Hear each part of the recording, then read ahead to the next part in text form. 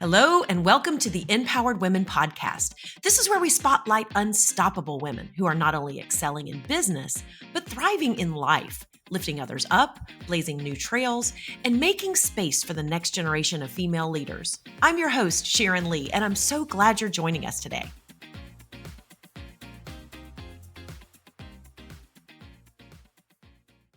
Hi, and welcome to this episode of the InPowered Women Podcast. I am so happy that you're here today. And before we get to today's guest, I'd like to thank today's sponsor, Perfect Search. This woman-owned staffing and recruiting firm has been helping Atlanta companies find exceptional talent for over 30 years. From finance and HR to admin and customer service roles, Perfect Search is all about matching the right people with the right opportunities every single time. Check them out at perfectsearchinc.com. And with that, I am going to introduce my next guest, Rachael Horn. She is a growth partner at Vye. Hey, Rachael, how are you? Hello, I'm doing well. How about you? I am doing great. And I think every time I start a podcast, I say, I am so excited about this guest. But I'm really excited about this guest. And tell me why. Why are you so excited about this guest? Right, because I've kind of known this guest for a long time. I'll usually go, oh yeah, we've met 2 years ago at a networking function, or we met at blah, blah, blah, blah. But I've kind of known you since you were in diapers and before. So Almost 30 years now. oh my gosh. So Rachael is my niece. And, it's so funny because, there's so many different directions that we could talk about today. It could be mentorship. It could be, grit. It could be all these kinds of things. But, I think that I'm just going to sum it up to say that when I grow up, I want to be you. You're hilarious because I've been telling people that my whole life about you. That is awesome. Well, let's get into what you do. And I love the fact that we both touch in the marketing world. So there might be a little DNA action going on there. But tell me what Vye is and what you do for them. Yeah, absolutely. So Vye, V-Y-E, I have to say Vye a lot instead of vibe. A lot of people like to say vibe, but it is Vye. We are a full service marketing company. So essentially we partner with companies in the service industry, and we talk to them about their 1 to 3 year growth goals. And then we craft a marketing plan based off of those growth goals, and then we can actually implement them as well. And then on top of that, we're HubSpot partners. So that is the CRM that is preferred, that we handle all of the marketing in to make sure that everything kind of closes the loop and we can attribute correctly and optimize when needed. Perfect. Perfect. Well, and I do know that you have not always been in marketing. So let's take a little bit of a step back. We won't go all the way back to birth at this point. But let's definitely take a step back and just talk a little bit about how did you get here? What was that point A to point B that probably didn't go in a straight line? Yeah, absolutely. It never goes in a straight line, right? I got my degree in political science, and it was focused in public administration and nonprofit management. So when I first graduated, my first big kid job was at the United Way of Greater Chattanooga. And so within that role, I did so many different things like you typically do with a nonprofit, right? I was in sales trying to get memberships. I was in event planning. I did educational, not events, but programming. I was in marketing. I handled all of the website and emails, almost everything. And then about a year and a half in, I started getting a little antsy, as a young professional does at 22, 23, and decided to uproot my life and move to Italy. So Well, and I love the fact that, let's see, you were going to move there for a school year, teach Italian. I mean, I'm sorry, teach English. Yeah, you were definitely not I wish I could teach Italian. right. But it was so funny. I get this text and it was, hey, you want to come to Rome? I've got a flat for a week and, whatever. And I'm going, okay, my passport had just expired. I was out of vacation at the company that I was working for, and all this kind of stuff, except for I was like, yes, I'm coming. 1,000%. That was such an incredible week. Oh my, it doesn't even feel real. It was like a fever dream. It does. That does feel like it was so long ago, but it was so much fun. Oh my gosh. So anyway, that was just crazy. And then when you came back, yeah, oh gosh, that was actually a really funny story too, that because is a funny story. You had been stuck there. You should be telling the story instead of me, that you had been stuck there during COVID. Yes. I was there for all of 2020 and like 6 months of 2019. So a very interesting experience that I had, unlike most people when they travel abroad and they're teaching abroad. And so I flew into the Atlanta airport in December of 2020, end of the month, to surprise my family. They had no idea I was coming back. I had told them that I was going to be there till May of 2021. And so they're located in Knoxville, Tennessee. I've been traveling for maybe 72 hours. And you picked me up at the airport, and then we proceeded to stay up all night catching up because we hadn't seen each other in a year and a half. Oh my gosh, that was so much fun. I remember my husband getting out of bed the next morning and I said, "Oh my gosh, we've been up all night long." He's going, "I know." I know. He's like, "Yep, and I've heard you all night long." He's a good sport. Oh, he was a good sport, for sure, for sure. Oh my gosh. But so you, and of course, we successfully pulled off the surprise, which was fantastic. Oh, it was amazing. Oh, it was so amazing. Absolutely amazing. Yeah. But then, though, you had to go get reacclimated into work life here. Yeah.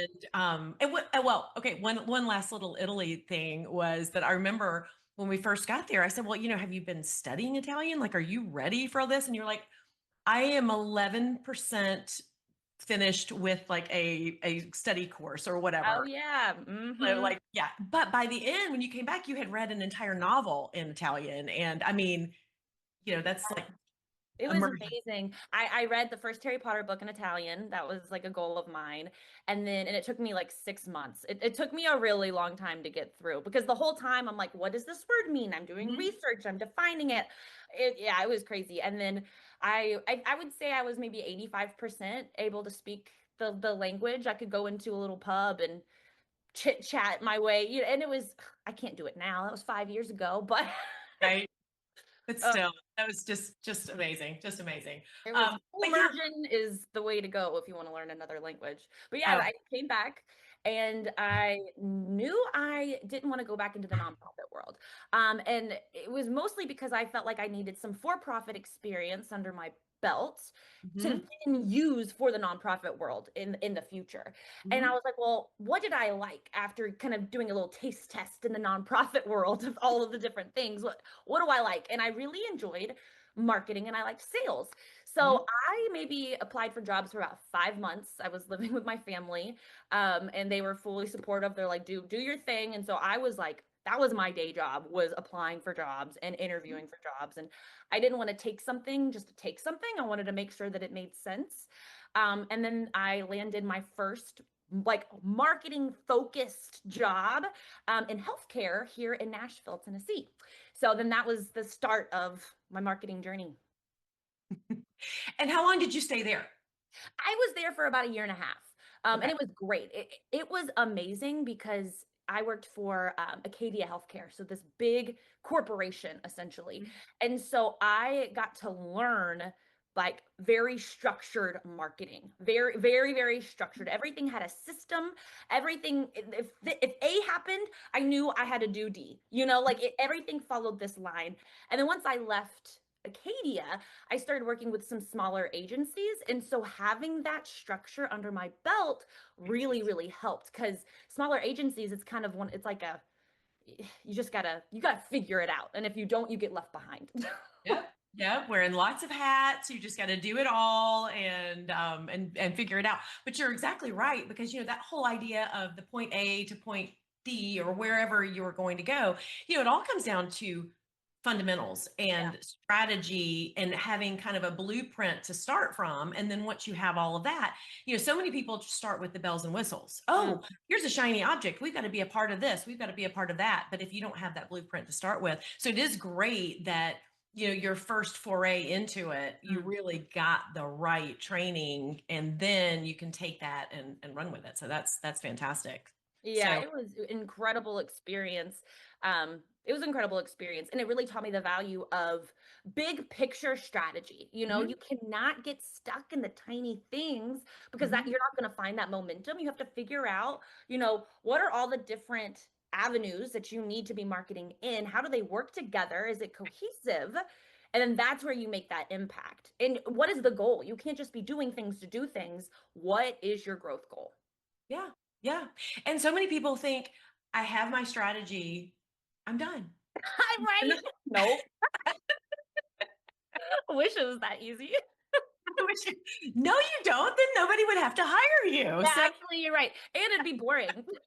that's right. That's right. So funny. But it is, I mean, that's like having a website and you think, check, that's done. That's never done. No, You're no. always evolving, or you should always be evolving. You should always have a story to tell, but you should still have some of those basic fundamentals and that basic vision that you're trying to just keep on growing, and to do it right. So anyway, so go back to so you're working for a small agency. You're in Nashville and you're working with, it was a small agency, but you were working with some pretty large organizations and all that. So you had so many ways that you really just kind of jumped in with both feet.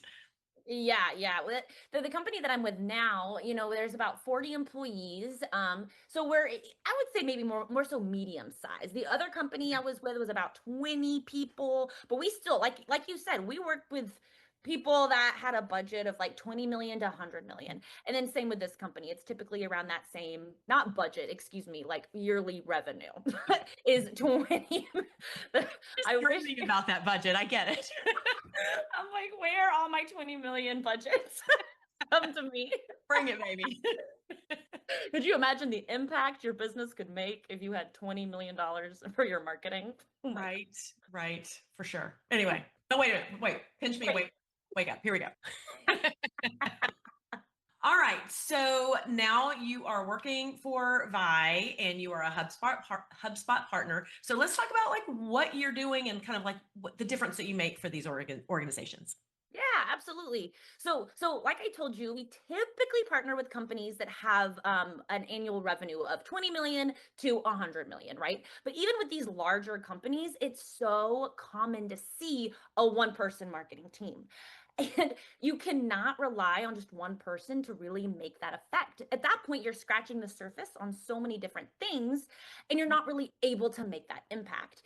And so what we like to do is act as that thought leader. So go in, partner with that marketing team. Okay, even if they have more than just one to three, five, it doesn't matter. We go in and we partner with those teams.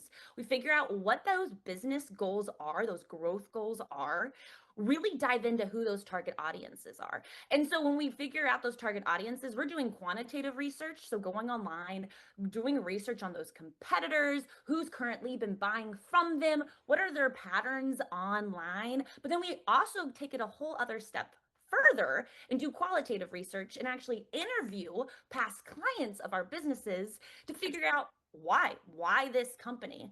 Then we craft those target audiences and then we build out that marketing plan based off of the business goals and those target audiences.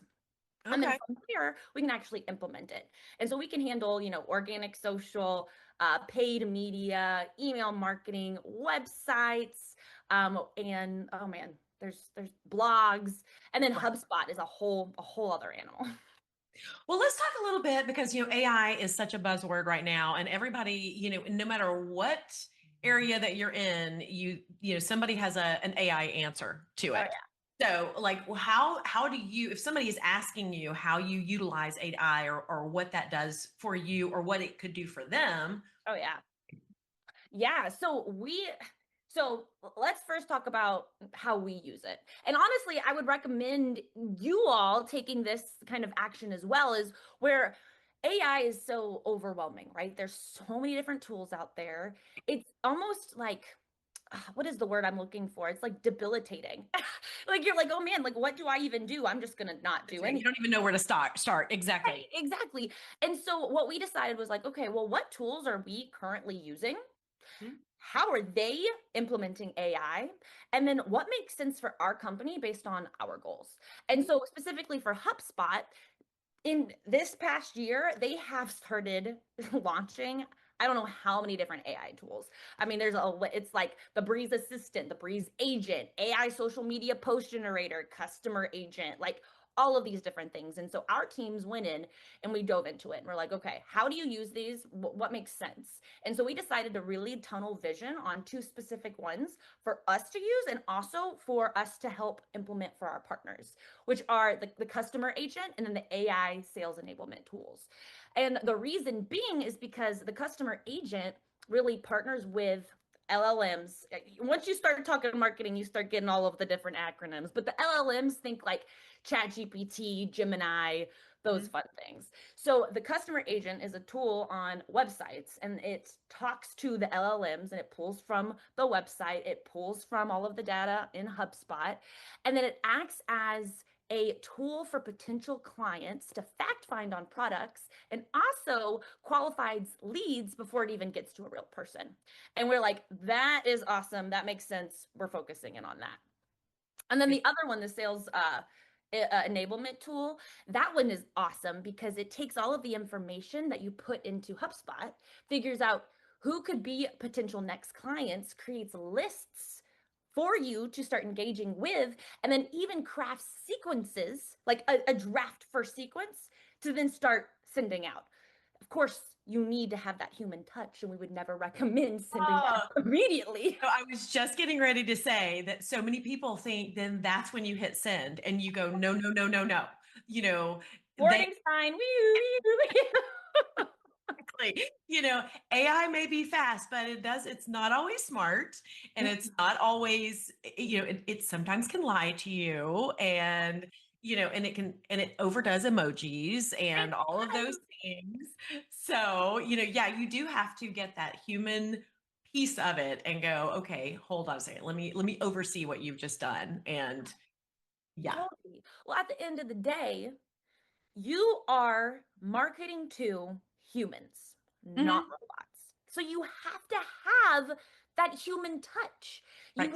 You have to use AI too. I heard this quote this week and it really resonated with me. I was at a networking event and this lady, she quoted someone and I can't remember who she quoted. I think the lady's name was Janet. I don't know. I could be misquoting. Anyways, it said AI is not going to take your job, but the person using AI will. Yes. And I was like, drop mic. Oh my gosh. That is so true. That is, I mean, you're always going to have that human element to it and somebody to guide it and kind of keep it between the lines, right? Exactly.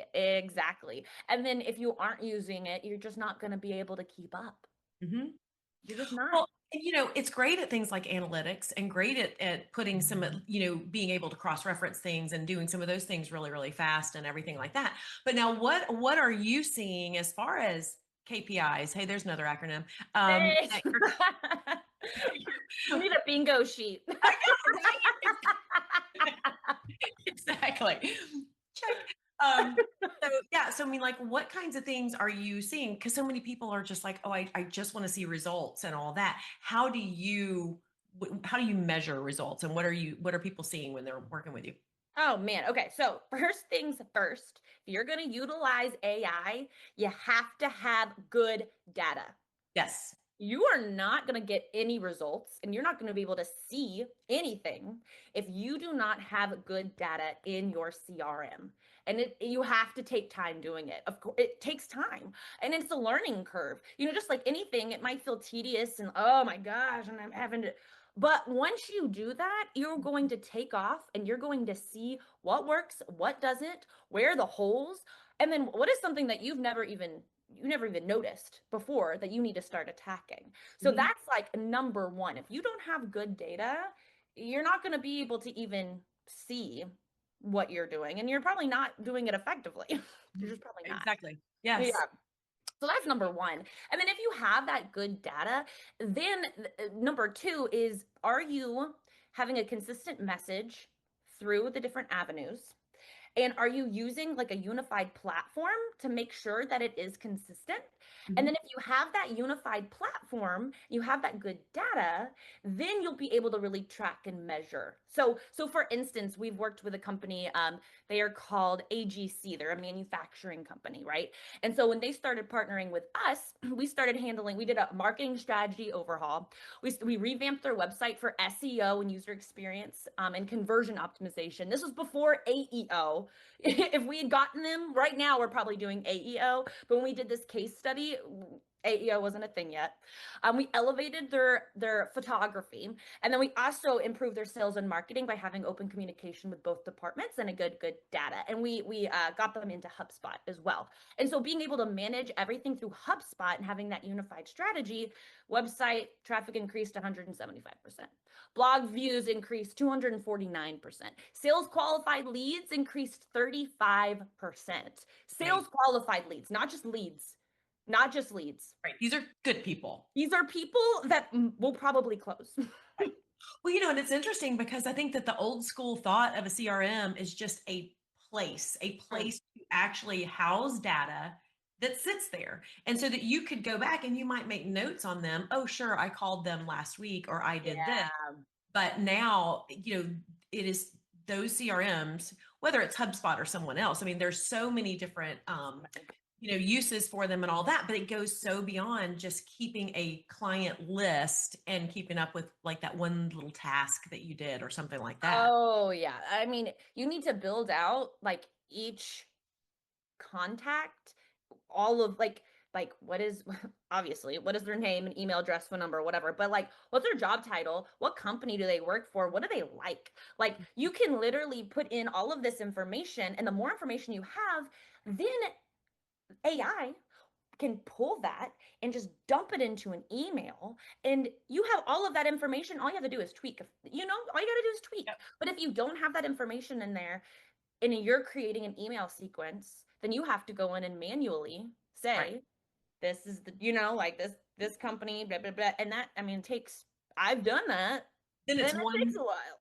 it's always one to one instead of one to many. And so thinking of a CRM and thinking of the sequencing that you were just talking about, and um, so a lot of times you thought about demographics, right? And so many times you don't think about the psychographics of it. Do they like Mm. to play tennis? Do they really love, fashion? Do they love all of these things? And so, the fact that we can now refine all of those things beyond just household income, married with 2.5 kids, or whatever that is. So you've got, it's such a robust amount of information to go and really, Oh, yeah. reach out to people and all that. But also, talk about the human side of that, because you can't just send out all of these sequences and do 900 posts and still expect for everything to work while you just put your feet on the desk, right? So how do you coach your people on where to interact and how to create those relationships? Yeah, I mean, that's a great question. And I think that I mean, I don't know if this is a good answer. I think intuitively you need to know when it makes sense Hmm. to go the extra mile, essentially. Because Yeah. like you said, AI, it's going, in order to send out mass things, it's going to have to be pretty generic. And people are picking up on that like crazy, crazy. And That's in interesting. my role, yeah, and in my role, I'm in business development, right? And so I'm having to like A B test and figure out and strategize, figure out what are the best ways to have that special touch. And even if you put that special, like for email marketing, honestly, like cold email outreach has been very difficult. It's very difficult because it is so easy to see through. Oh And yeah. most people don't, even if they need it, they're annoyed that it's in Mhm. there. And Yeah. so I kind of pivoted to LinkedIn DMs, and not eat and again, not really being like super specific with the psychographics, more so being very strategic on like, I'm going to go after my second degrees because they can Right. see who I know. Mhm. And I'm going to make sure that they live in Nashville. And I'm going to say, I would love an opportunity to connect. Let's get coffee, and leave it at that.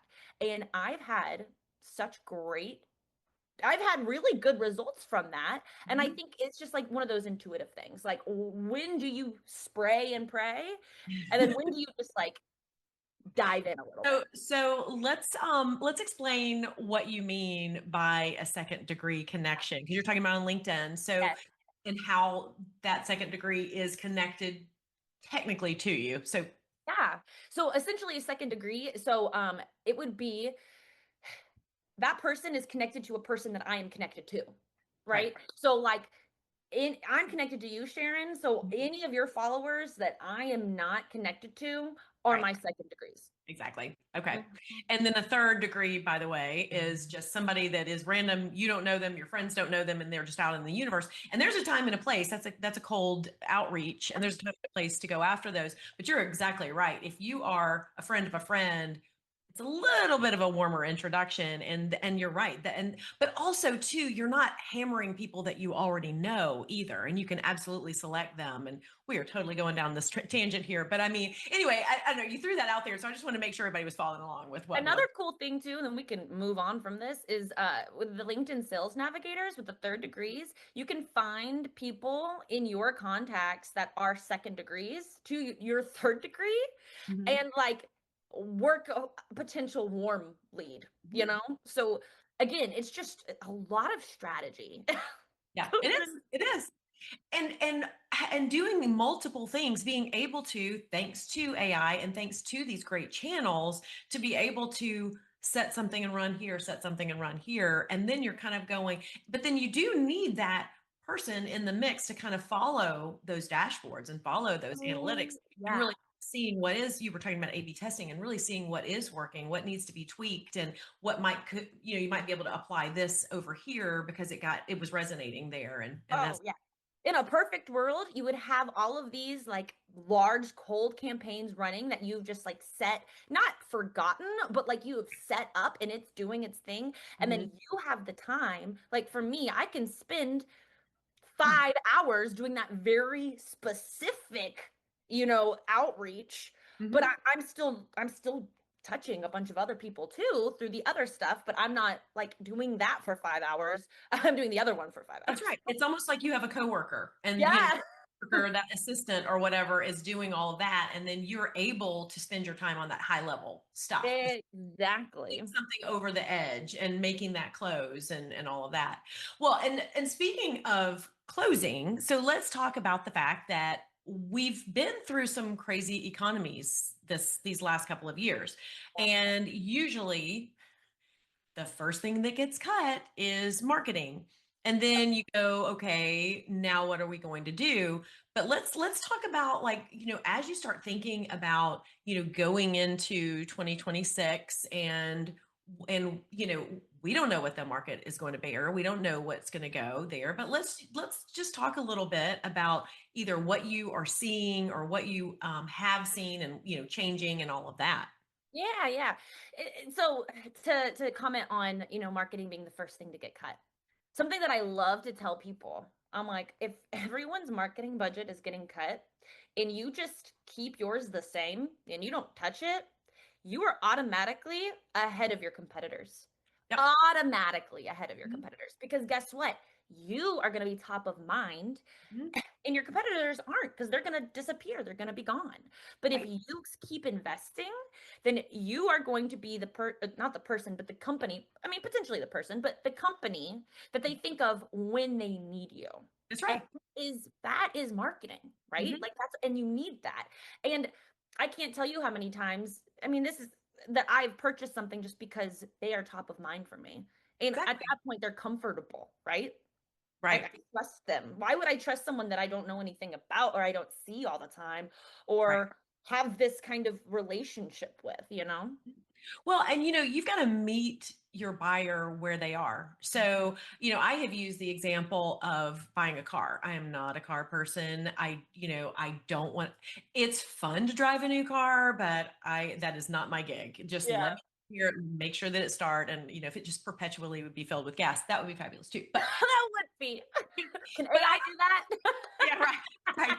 Oh my gosh. I don't pay attention to what kind of car something is or whatever. And then I remember I was going to buy my first SUV. I had Mm. no idea, but I knew I had a dog and I had golf clubs, and this was Yep. pre-kid.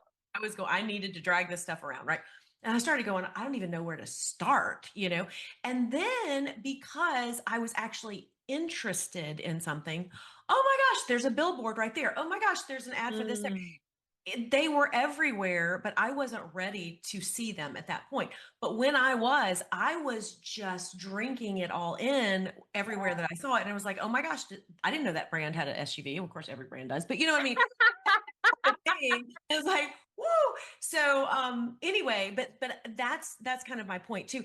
The other point to all of that is when you are in a robust economy and there's advertising going everywhere, your individual lane, your individual market gets very congested, and you have to Oh, swim to the top. You've got to do that much more to stay ahead of your competitors and all that. Whereas if it's a little bit of a quieter marketplace out there, it doesn't take as much to shine. So maybe I'm just repeating what you just said. I don't know, but I mean, it I really think it needs to be repeated. always, there's never enough words in our lives, right? Always. Oh my gosh. But anyway, let's think about where we're gonna go here. Oh, but Yeah, different pieces. talking about let's see, so we were talking about AI, but also, let's talk about how the pendulum does swing Mm. in Mm. marketing. And everybody's on that AI bandwagon, and then you just do something that's a little bit different and maybe you get noticed or whatever. Have you implemented anything like that? Or Mm, yeah, good question. We try to do things like that, right? Like because we get so nitty gritty with the target audiences, every kind of marketing campaign, we're really trying to figure out what that niche is that really makes that company shine and attract above those competitors. right, What we like to do is we do competitor analysis as well, and we figure out what's that gray space. So like if every company is doing X, Y, and Z, where is that space that you do something that's a little bit different that we can really hammer, mhm, right? And then get in front of those target audiences that it makes sense to, that would resonate with. mhm, And so I don't have like a very specific answer, or not answer but example, but mhm. that is something that we try to implement across the board at all times, because that's what makes good marketing. Right, right. And a lot of people once again think about marketing and they think solely about branding, either that or solely about lead gen. And Yeah. so, but it is a balance. I mean, so how do you coach people on that balance of trying to, I mean, you do have to prioritize things, of course, but where would you Yeah. go? So basically what I would do is figure out, what is your goal? What is your specific goal right now? Like if it is lead generation, then you should probably focus a little bit heavier on that. If it's brand awareness in a very specific, like if you are new to the city, maybe you don't want to be focusing solely on lead gen because no one even knows about you. Maybe you need to be educating the market on who you are and why you're there and what your brand even is. So then you would want to focus on that. And both of those things have two different strategies, right? Like brand awareness would be more so top of the funnel, Mhm. talking via like radio, or maybe like CTV, OTT, or doing just like meta ads, like the stuff like that, where it's just like, hey, we're here and this is what we do. If you're Right, doing more lead generation, that would be very like specific and targeted based off of needs of your target audience that probably already know you, and you're getting in front of them over and over again. you right, know so it would just we would coach them based on what their specific needs are. And then something that I think is really important is just making sure that your brand and your messaging is consistent across the board, because as soon as it's a little bit like just even a little bit fragmented, your target audience is going to pick on up on that and immediately lose trust in you, yep, because it's like, oh, and I'm talking about not just marketing online, I'm talking about how your salespeople are talking about you, right, like, because if your salespeople are saying one thing and then they get an ad that says something a little bit different, you're right, like, well, what do you, you know what, I'm going to go to right. the other company instead. It's very, very important to like have that consistent messaging across the board. for and live sure. and breathe it internally. Hmm. Oh, 100%. Yeah. An internal messaging strategy Ah, so so that, because you're exactly right. Your marketing people don't need to say one thing, and your salespeople and even the person that's answering the phone. If you are answering the phone and they say, "What do you do?" Well, we manufacture widgets. No, you don't. You help that person by doing X, Y, Z, and that on Oh, things. preach. Yep. Hallelujah. Yeah. I love it. Oh my gosh. So you are based in Nashville. Your company is there, but you don't just work just work in Nashville, right? Yeah, well, actually, I am based in Nashville. My company is based in Minnesota.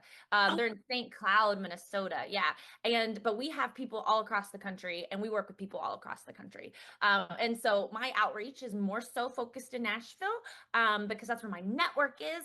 But we work all across the country, and I do outreach for everyone as well, for okay. all.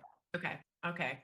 Well, and so outside of working at Vye, it cracks me up because, you are always on the go and always trying new things and all this stuff. And then suddenly you have become a yoga instructor. And let's talk about that because that's pretty cool. I love it. I know. I actually started doing yoga only a year and a half ago. Mhm. 3 months into my yoga journey, one of my yoga instructors stopped me after class and said, "When are you going to become a teacher?" And I was like, "I don't know what I'm doing. Like, don't you feel like I need some more experience?" And then 6 months in, I was like, you know what? I wanted to become a teacher more so to develop my practice more. I was like, if I can teach it, then I'm going to be so much better, you Right. know? But the experience just completely changed my life. And now I teach every Monday at 6 a.m. and I love it so much. And I'm starting a side hustle. Actually, I'm trying to do more wellness networking and include gentle yoga, for these different networks that I'm in, and breathing and meditation, in networking. And then also with my company, they every other Wednesday I do a 15-minute breathing and chair yoga exercise with them, and it's so amazing. Everyone that comes, they're like, my day is so much better just doing 15 minutes of breathing and like just chair stretching, like. Yeah. And I'm like, man, I would love to do that for other busy people, Right. in Nashville. It Mhm. just 15 minutes. And so that's something that I'm working on. It's so funny because when you first started talking about doing yoga, I'm like, you're so high energy. It's like, how in the world are you going to stay quiet during a whole class? And how are you not going to be flailing around and all this kind of stuff? And then when you said that you do the 6 a.m., it's like, okay, yeah, this is like the pump up yoga. And Exactly. They told me that. They were like, we need someone to bring the energy. And I'm like, who, me? fun for sure. Oh my gosh, that's perfect. But I love it. And I think that, pursuing these things outside of your day-to-day people, I think it's great to learn everything about your craft. I think that's awesome. But when you can bring these other elements in, you're just so much more of a rounded person to be Mm. able to talk to those prospects. And you never know what is going to be that thing that connects you and all that. And maybe it is yoga, or maybe it is a background of this, or going to Italy, or whatever that may be. Sure. And so I think that that's great. I applaud you for doing all that. But so tell me what else you like to do for fun. Oh man. Um, so yoga has really taken over my life. It's been so much fun, but also I have so many just like incredible friends here in Nashville. And so I try really hard to see them as much as possible. And so I maintain those friendships. And then also my family doesn't live too far away from me. They're about 3 hours away. So I try and see them at least once a month. And I love long walks on the beach. And no, I'm kidding. Oh I my don't God. live near a beach. I do like to walk in parks. Wherever you can go, just being outside for sure. Yeah. It's funny. I love it. Well, I tell you what, so if somebody wants to get in touch with you, find out a little bit more about what you might be able to do for them, or just check in and say hi because, you have a great aunt, of course, and therefore they need to know you. Yes. Tell us how you can be reached. Yes. So you can find me obviously on LinkedIn. My name is Rachael Horn. I spell my name a little different, Rachael Hrn. You can find me on LinkedIn. Obviously, you can email me. My email address is rachel.horn@vye.agency. Or you can just pester my aunt, and I'm sure she can I'll get you right there. I'll get you. and of course the website, Vye.agency is the website's address. Okay. Super easy. Yeah. And everybody should check that out. So, well, this has been so much fun. It is so funny because every time we're together, we never know where our conversation is going to go. And, we did pretty good about staying on track today. Who are we? I don't even know us anymore. I'm very impressed. This was so much fun. I love it. I love it. Okay. Well, I will let you go, but thank you very much for being a part of this. You are incredible. And I have so loved just watching your journey. And now, to really watch you take off in a career like this is just amazing. I appreciate that. I'm so thankful that we get to share this with each other. I think that is so special and so fun. Very much so. All right. Have a good rest of your day. Thank you. You too. Thank you so much for watching this episode of Empowered Women. If you enjoyed our conversation, don't forget to subscribe, like, and share so other women leaders can benefit too. I'd love to hear from you. Send your questions, suggestions, or compliments to Sharon at pinnaclestrategicadvisors.net. The Empowered Women Podcast is executive produced by me, Sharon Lee. See you next time.